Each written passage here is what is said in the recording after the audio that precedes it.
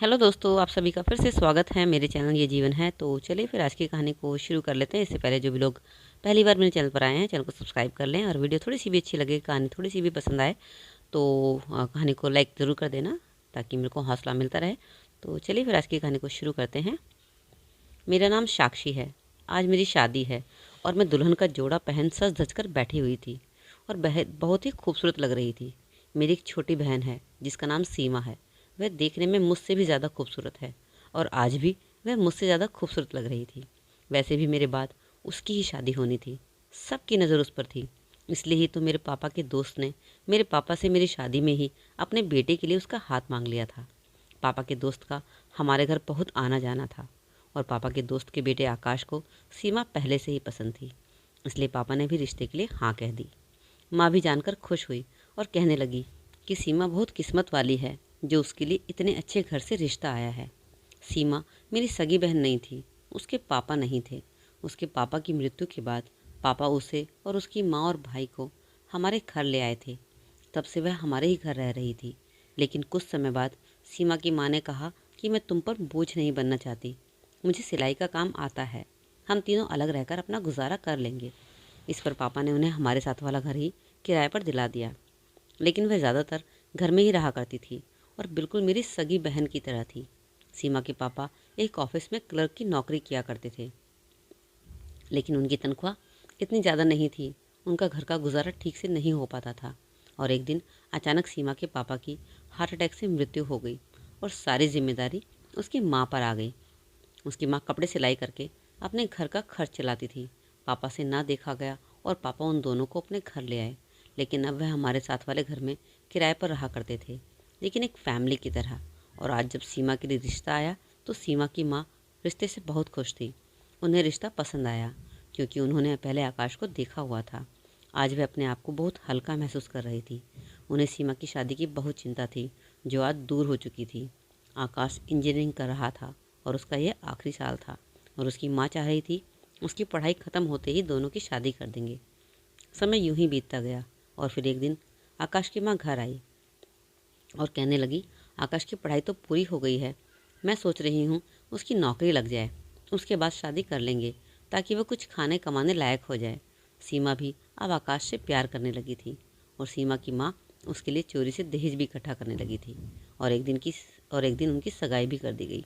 इसी दौरान आकाश को विदेश से नौकरी का एक ऑफ़र आया और वह अब मौका गंवाना नहीं चाहता था।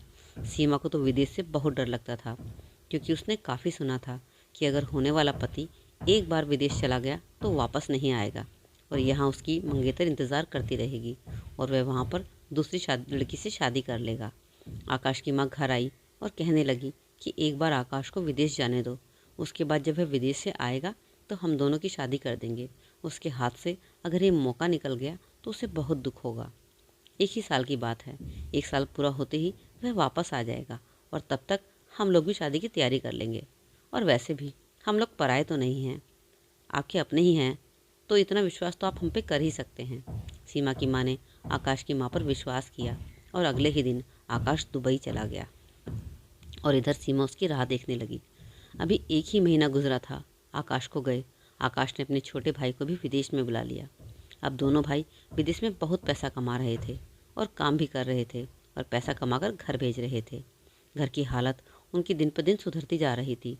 अब उनका स्टेटस हम लोगों से काफ़ी ऊंचा हो गया था और कहते हैं ना कि इंसान की पहचान उसकी आर्थिक स्थिति से होती है, और यही आकाश की माँ के साथ भी हुआ था। वह अब जब भी घर आती तो बहुत डींगे मारती। कभी कहती कि फलाने की लड़की की शादी हुई है, उसको दहेज में गाड़ी मिली है, फलाने का लड़का डॉक्टर था, उसे दहेज में बंगला मिला है, लड़की वालों ने सास को कंगन दिए हैं, नंद को सोने का हार दिया है और रिश्तेदारियों को मिलनी भी अच्छी की है। बस उसी तरह की बातें आकर यहाँ किया करती थी। सीमा की माँ उनकी बातें सुनकर बहुत चिंतित होती थी।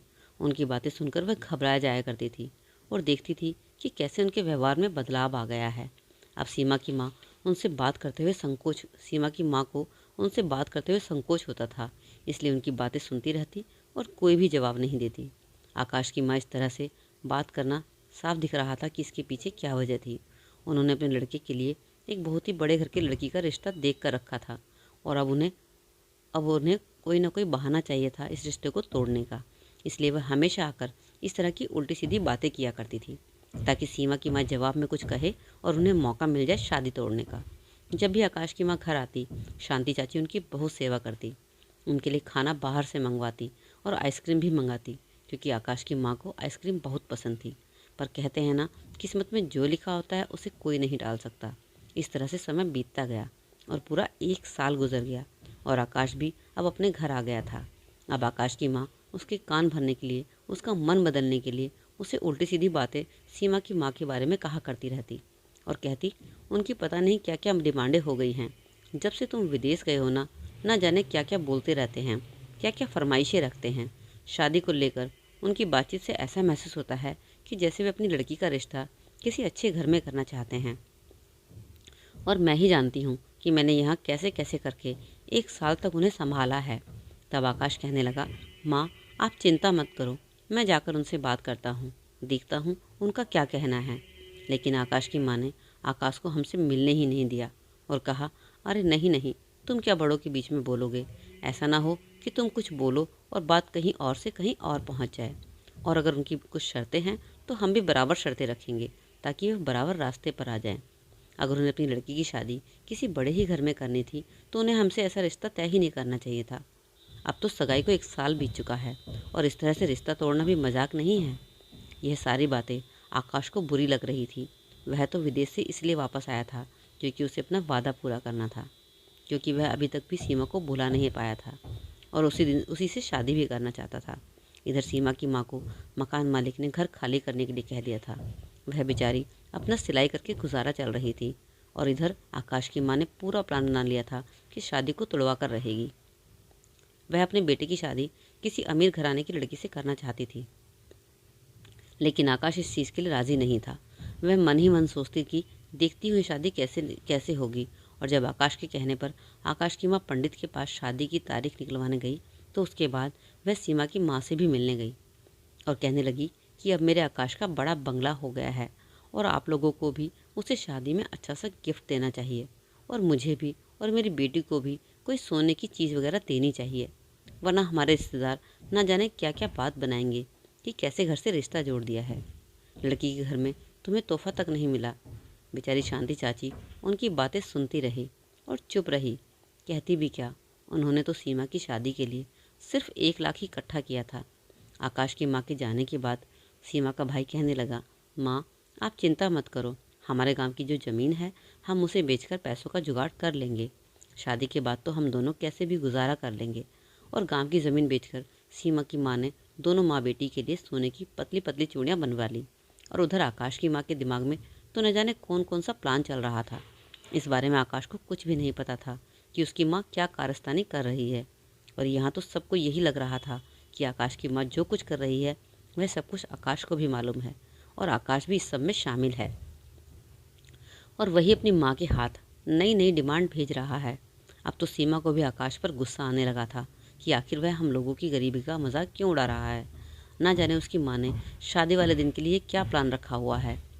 मेहंदी वाले दिन आकाश की माँ शांति चाची के घर आई और एक चिट्ठी लेकर आई और कहने लगी, पहले एक चिट्ठी पढ़ लो, उसके बाद मेहंदी का कार्यक्रम करना शुरू करना। और जब शांति चाची ने चिट्ठी खोलकर देखी तो एक लिस्ट थी जिसमें एक गाड़ी, एक फ्लैट और दहेज में फर्नीचर की मांग थी। शांति चाची कहने लगी कि ये सब क्या है, अगर आपको यही सब चाहिए था तो आपको पहले बताना चाहिए था। आज मेरी बेटी की मेहंदी लगने वाली है और आप यह सब डिमांड रख रही हैं। इतना सब मैं कहाँ से लाऊंगी? अब तक तो शादी के कार्ड भी बच चुके हैं। क्यों आप हमारी बेइज्जती करना चाहती हैं? इतने कम समय में मैं इतना सारा पैसा कहाँ से लाऊंगी?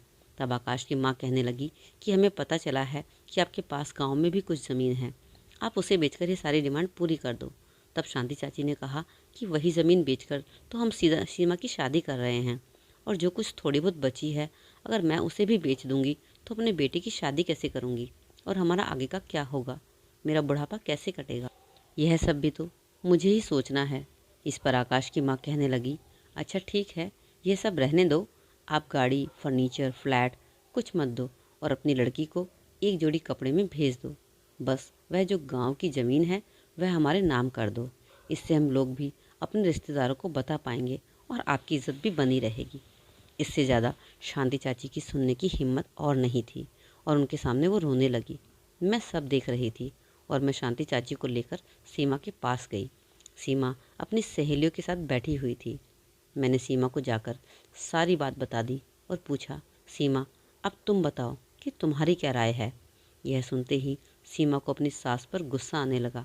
उसे यह उम्मीद नहीं थी कि आगे जाकर वह अपना ऐसा रंग रूप दिखाएगी और कहने लगी, मैं उनसे जाकर बात करती हूँ। अगर उन्हें यही सब चाहिए था तो पहले ही बता देना चाहिए था। और जब शादी का दिन करीब आ गया है और सारे रिश्तेदार घर पर हैं, अब उनको क्या मुँह दिखाएंगे। सीमा बहुत आग बबूला हो रही थी। उसे देखकर मैं भी घबराने लगी। जैसे तैसे करके मैंने उसे शांत कराया और दूसरे कमरे में चली गई। वहाँ जाकर मैंने आकाश को फ़ोन मिलाया और उसे सारी बात बताई। आकाश ने कहा, मुझे तो इस बारे में कुछ भी नहीं पता है और न ही मुझे इस लिस्ट के बारे में भी कोई जानकारी है। और फिर मैंने अपने पति से बात की। मेरे पति ने तुरंत गाड़ी निकाली और हम आकाश से मिलने उसके घर चले गए।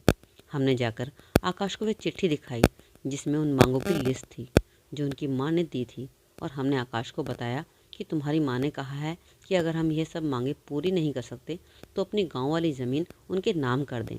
तब आकाश ने मेरे पति के हाथों में एक कागज़ दिया और कहने लगा कि अब जैसा मैं कहूँ वैसा करिए और इस कागज़ पर जो मैं चाहता हूँ वह लिखिए। आकाश ने बोलना शुरू किया, मैं सीमा, मम्मी जी आपको फर्नीचर, गाड़ी, क्या फ्लैट भी दिया जाएगा, पर मेरी भी एक शर्त है। आप भी जो आकाश के नाम करोड़ों का बंगला है, सिक्योरिटी के तौर पर उसे मेरे नाम करवा दीजिए और उस बंगले में मैं और मेरे साथ मेरा सामान जो मेरी माँ मुझे दहेज में देगी रखा जाएगा। और उस बंगले में मैं तुम्हें साथ नहीं रखूँगी, तुम्हें कहीं और रहना होगा और आपसे हमारा कोई संबंध नहीं रहेगा। अगर आपको हमारी शर्त मंजूर है तो हमें भी आपकी शर्त मंजूर होगी और आप जो चाहेंगी वह आपको दिया जाएगा। और फिर आकाश मुझसे कहने लगा, दीदी इस चिट्ठी को मेरी माँ को दे देना, उसके बाद बाकी जो होगा मैं संभाल लूँगा। उसके बाद हम लोग घर आ गए। हमने वह चिट्ठी आकाश की माँ को पकड़ाई। आकाश की माँ चिट्ठी पढ़ते ही हैरान हो गई। उसके पैरों तले ज़मीन निकल गई। वह वहाँ से तुरंत अपने घर की तरफ भागी और आकाश के पास गई और कहने लगी, उन लोगों ने कैसी कैसी डिमांड रखी है। मैंने कहा था ना, उनकी शर्तें दिन प्रतिदिन बढ़ती जा रही हैं और अब तो हद हो चुकी है। बेटा उनके सामने की झुकने की कोई ज़रूरत नहीं है, अब बस बहुत हो गया है। इतना सुनना था कि आकाश को गुस्सा आ गया और उसने अपनी माँ का हाथ पकड़ा और कहा कि माँ, तुमने भी तो अपनी डिमांड की चिट्ठी उन्हें दी थी ना। आज सीमा की दीदी और उसका पति आया था और वह लोग बता रहे थे कि वह लोग भी आपकी ही डिमांड पूरी करने की तैयारी कर रहे हैं, तो आप क्यों चिंता कर रही हैं। यह सुनकर आकाश की माँ कुछ नहीं बोली। आकाश ने कहा, जब वह गरीब होकर हमारी डिमांड पूरी कर सकते हैं तो हम क्यों नहीं। हमारे पास तो उनसे ज़्यादा पैसा है, हमारे पास किसी चीज़ की कोई कमी नहीं है, तो क्यों ना हम एक बंगला सीमा के नाम कर दें। यह क्या कह रहे हो आकाश, क्या तुम हमें रास्ते पर लाना चाहते हो। आकाश कहने लगा, ठीक है माँ, फिर एक काम करते हैं ना, हम कुछ लेते हैं और ना ही कुछ देते हैं, शादी बड़े आसान तरीके से हो जाएगी। आकाश, सच कहूँ तो मुझे रिश्ता पहले से ही पसंद नहीं था। मैं तो कहती हूँ रिश्ता तोड़ देते हैं। जब बारात एक बार दरवाजे से वापस आएगी ना, तब इनको अकल ठिकाने आ जाएगी। तब देखती हूँ कि अपनी लड़की की शादी कहीं और कैसे करते हैं। लेकिन मैं ऐसा कुछ भी नहीं होने दूंगा। इस पर आकाश के पिताजी ने भी आकाश का ही साथ दिया और कहा कि तुम कब तक उन गरीब लोगों का फ़ायदा उठाओगी, अब बस करो, मुझे और तमाशा इस घर में नहीं चाहिए। और जब आकाश तैयार है तो तुम्हें क्या परेशानी है, पैसा तो आज है कल नहीं, और इतनी अच्छी लड़की बहू बनकर घर आ रही है, और इससे अच्छी बात क्या हो सकती है। और फिर 2 दिन बाद ही आकाश और सीमा की शादी हो गई। शादी से एक दिन पहले आकाश ने वकील को घर बुलाकर एक कागजात भी बनवाया जिसमें उसने लिखवाया कि अगर हम दोनों के बीच तलाक होता है तो सीमा को 20 तोले सोना और 1 करोड़ रुपए दिए जाएंगे, और उसे कुछ शारीरिक परेशानी होती है शादी के बाद तो उसकी जिम्मेदारी भी हम होंगे। यह सारी बातें जब आकाश की माँ को पता चली तो उन्हें बहुत गुस्सा आया। तो आकाश ने अपनी माँ से कहा कि अगर दहेज लड़की वाले देते हैं उसमें हमें कोई परेशानी नहीं होती, तो अगर हम सिक्योरिटी के तौर पर लड़की को कुछ देते हैं तो इसमें हर्ज ही क्या है। इधर हमने सीमा को पहले ही सब कुछ बता दिया था और फिर सीमा से शादी वाले दिन यह भी कहा कि तुम ससुराल में जाकर सबका बहुत ख्याल रखना और सबसे बहुत अच्छा व्यवहार करना। और इसका परिणाम यही हुआ। उसके अच्छे व्यवहार से सीमा की सास का मन भी पलट गया और उन्हें भी अपनी गलती का एहसास हुआ और उन्होंने सीमा को अपने गले से लगा लिया और सीमा से माफ़ी मांगने लगी। सीमा ने भी सारी पुरानी बातों को भुलाते हुए अपनी सास को गले से लगा लिया। अब हाल यह है कि दोनों एक दूसरे के बिना रह ही नहीं सकती। तो दोस्तों, कहानी कैसी लगी? आपको इस कहानी से क्या शिक्षा मिली? ज़रूर कमेंट में बताइएगा। अच्छी तो आपको लगी होगी तो प्लीज़ जल्दी से लाइक कर दीजिए और चैनल को सब्सक्राइब भी आपने कर लिया होगा। तो मिलते हैं एक और कहानी के साथ, आपके साथ एक नए वीडियो में। तब तक के लिए अपना ख्याल रखें। Take care, bye bye.